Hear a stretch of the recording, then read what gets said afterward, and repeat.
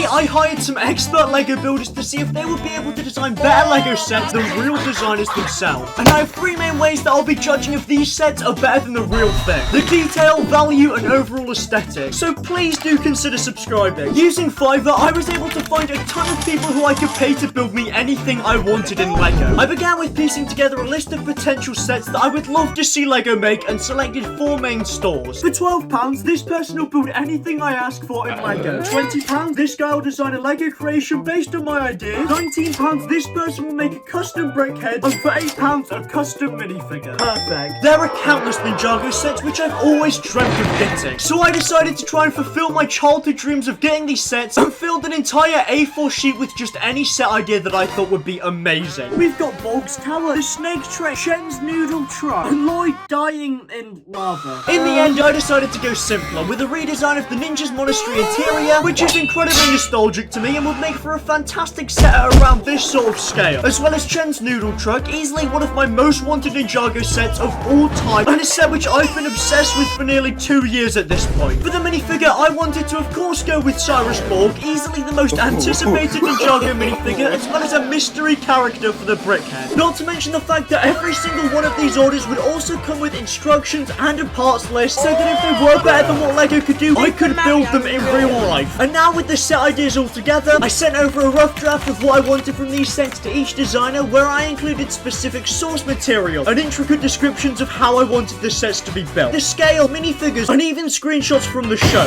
I think that's pretty much all of the messages sent, but with some room for creative interpretation. Once all the sets have been completed, I'd have to see not only what I thought, but also the opinion of the entire planet, or at least those who follow me on Twitter. And as I waited for several days for these sets to be finished, I couldn't help but be incredibly nervous that I just spent £70 on 4 custom designs that I wasn't sure would be legit, much less that they would be any better than a literal LEGO designers who had spent years dedicating their lives to learning how to build the best sets. I'm quite nervous, but still very excited. Oh no. And before long, the orders started to roll in one by one, and I was very excited. So everything is finished now. This is scary. I began with the minifigure, a £10 purchase where I asked for a Cyrus Borg minifigure, including his wheelchair, and possibly even a phone. This was the cheapest order, so I'm not expecting a ton. And the final result was fine, I guess. I think for the price that I paid, this is more than fair. It included everything I'd asked for, with the wheelchair, phone, and a Cyrus Borg minifigure who had the wrong coloured hair. The face could be more similar to the show's version, but it's not bad. The value was fantastic though, and the overall aesthetics could have been worse. But now it was time for the mystery brickhead, where I sent the seller a few images of my favourite Ninjago character, and for £22 they'd built it. I'm very excited to see how this one turns out. I really want to build this. And oh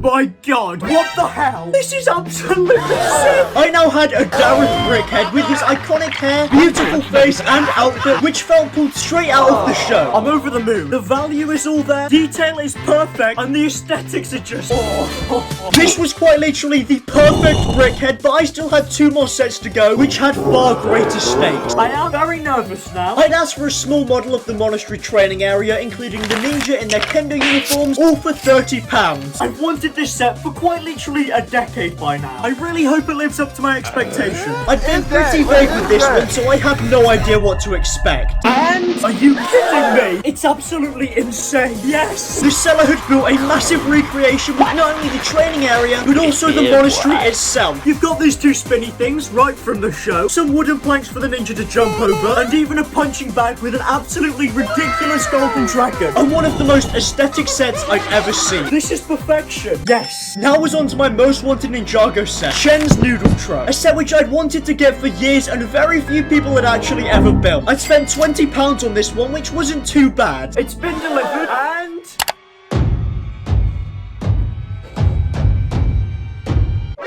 this is insane! My life's complete. This is it. Chen's Noodle Truck was now finished. An absolutely incredible build which was not only accurate to the show, but a set that I could see LEGO selling. This set was not only ridiculous value for money, but also the best version of this set possible. It was quite honestly perfect. Which now meant showing these sets to the people. I love all of these, but to truly test if they're better than LEGO, we need more opinions. I uploaded all of the images to Twitter asking which ones people thought were better than LEGOs. And after anxiously waiting, the responses were in. Was it worth it? And the truth is, people absolutely loved them. The dojo looks awesome. Noodle truck 100%. Definitely Dara. And the Borg minifigure. I'd now spent £70 on 4 custom Ninjago sets that were not only better than Legos, but that I could also build in real life. 10,000 likes and I'll build these in real life. Please subscribe.